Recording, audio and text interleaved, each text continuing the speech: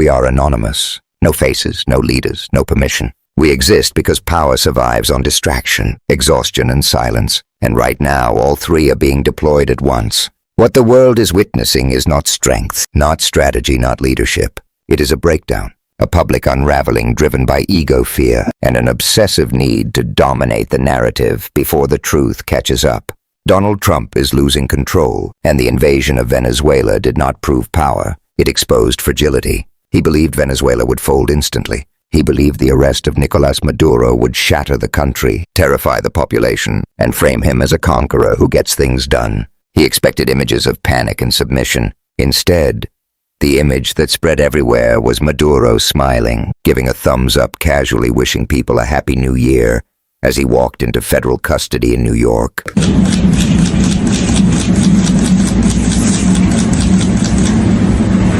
Night, ¿qué se dice? Night. Happy New Year. That single moment punctured the strongman fantasy. Trump looked frantic. His enemy looked composed. Trump assumed the people of Venezuela would welcome occupation, hand over their oil fields, and accept American control as liberation. That assumption reveals how detached he is from reality. Venezuela is not a failed business. Trump can bankrupt and abandon. It is a nation of nearly 30 million people with history, identity, and resistance. Even American lawmakers called out the absurdity. Trump could not run a casino. He could not run a charity. He could not run a university. Yet he claims he can run an entire country. With them? Well, I do. And, I talk to Californians all over the state, and going into Venezuela and, quote, running that country ranks at about 200th on their priorities. They're not focused on Venezuela. They're focused on the cost in Ventura and Vallejo, the rent in Los Angeles, and the grocery prices in Pasadena. And they have no faith that Donald Trump can run a country who couldn't run a casino. And now he's going to run a country in South America while we watch as he fails to run a country in North America. That doesn't add up. And neither does this whole concept that we're going to get the oil from Venezuela and that it will pay for itself, essentially. We heard that over 20 years ago from George Bush, that we'd get the oil from Iraq, and that cost us $3 trillion. Inside Venezuela, the response was immediate and firm. Interim leadership rejected the occupation outright. Regional governors loyal to Maduro refused to surrender control. There was no collapse, no mass defection, no oil giveaway. Trump's plan depended on fear, and fear never arrived. When reality refused to bend, Trump did what he always does when his illusions shatter. He lashed out. Maria Corina Machado, the opposition leader, long positioned as the Democratic alternative, was discarded publicly. She had international recognition, backing from Europe and Canada, and credibility in Democratic circles. She also had one unforgivable flaw in Trump's eyes. She was not loyal to him. Trump dismissed her, insulted her leadership, and claimed Venezuelans did not respect her. In doing so, he revealed the truth he never intended to admit. He does not want democracy in Venezuela. He does not want a legitimate transition. He wants control. He wants oil. He wants obedience. That pattern explains everything that followed. Trump does not see nations as sovereign. He sees territory. He does not see people. He sees resources. He does not see diplomacy. He sees domination. His worldview belongs to a dangerous fantasy where the globe is carved into spheres of influence like stolen property. The Western Hemisphere for him, Asia for China, Europe for Russia. Everyone else exists to be pressured, bombed, or stripped. As criticism mounted, Trump's behavior spiraled. He flooded social media with post after post, reviving conspiracies, contradicting himself, accusing intelligence agencies of overthrowing elections while relying on them to enforce his own agenda. This was not confidence. It was panic. Then he escalated beyond Venezuela. While occupation forces were still in place, Trump turned to Nigeria. He accused its government of persecuting Christians, threatened military action, and released videos promising to go in guns blazing. These claims were false, but they served a purpose. Nigeria has oil. Nigeria has lithium. Nigeria has rare earth minerals. Nigeria has strategic importance and growing economic ties with China. Once again, Trump followed the same formula.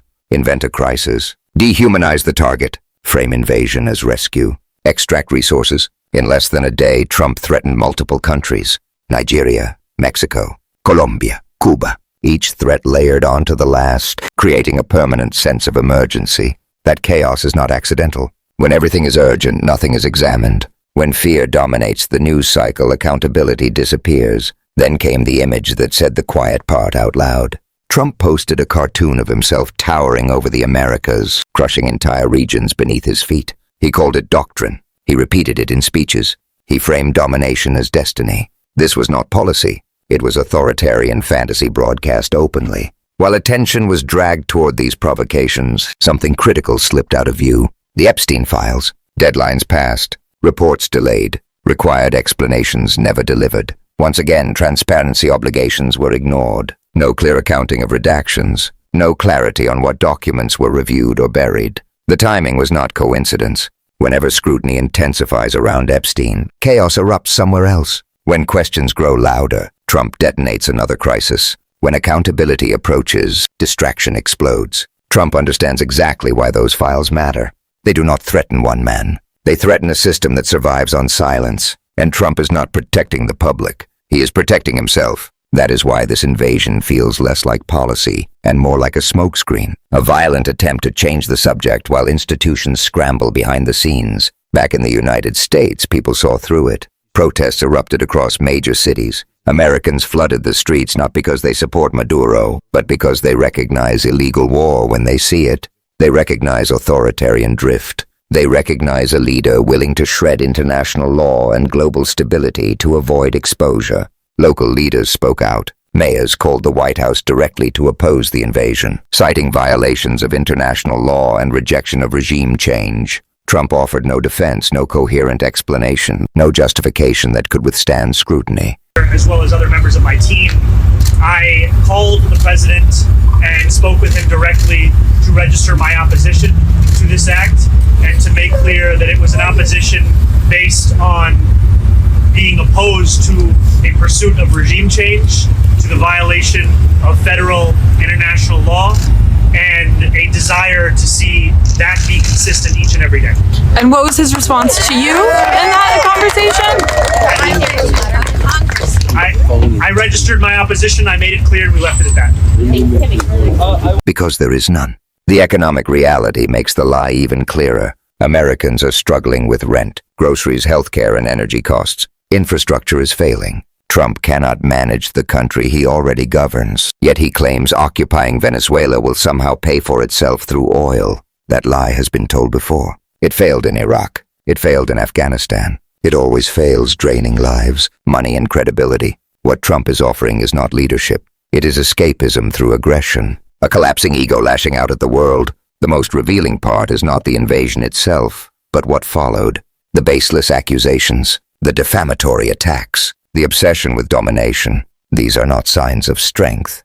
They are signs of fear, fear of exposure, fear of accountability, fear of losing control. And as that fear grows, his actions become more dangerous. This is why attention matters. This is why distraction must fail. This is why every lie must be challenged, every delay questioned, every thread followed. When a leader shows you who he is, when he tells you through his actions that he values power over law, oil over lives, and ego over stability, you must believe him. We are not watching leadership. We are watching collapse. We are anonymous. We are watching. We are documenting. We are connecting every dot. Do not look away. Share this. Stay engaged. Demand transparency. Support independent media. Because truth does not survive by accident. It survives because people refuse to let it die. We are anonymous, and we are not finished.